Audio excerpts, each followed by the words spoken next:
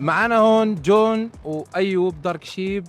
كانوا زمان بنفس الفريق فوكس جيمنج في المغرب ولسه بدايتهم، واليوم هم ممثلين لأكبر الشركات في العالم، واحد مع أكبر الفرق وواحد من أكبر الشركات.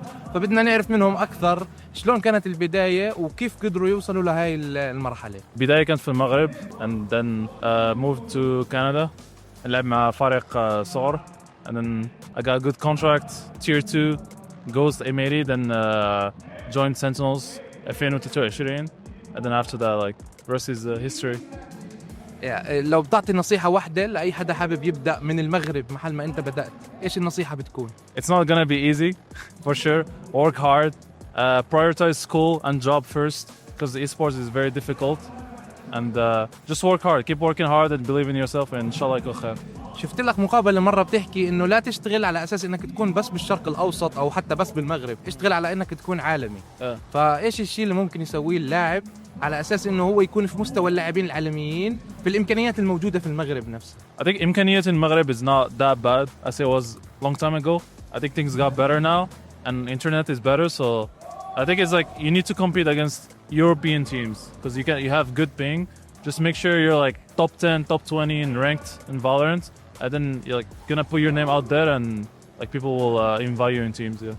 شفت آخر فترة إنك فزت جائزة أفضل لاعب FPS في المغرب، فهل تتوقع إنك تضل مسيطر فترة طويلة ولا بتحس إنه بيطلع لاعبين ثانيين من المغرب ممكن ينافسوا في هذا الموضوع؟ I would wish that it was my goal. I hope like I inspire young people to be like not like me but even better than me, and I would like support them, and if anyone like needs advice or anything, just I'm always like open to talk to anyone to help. ثانك يو. عندك دارك شيب، انت بديت من فوكس جيمنج محتوى وكنت تسوي محتوى للفريق اللي بيلعب فيه جون، وحاليا انت وين؟ أنا currently I'm at Tencent as an esports manager for both PUBG Mobile and Honor of Kings. Yeah, صح, we started from Fox Gaming, me and John. It's a different path.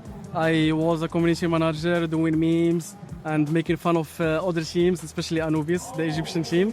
بس صراحة يعني لأكون صريح معك يعني everything is possible as long as there is dedication, consistency. فكل شيء متاح وكل شيء ممكن.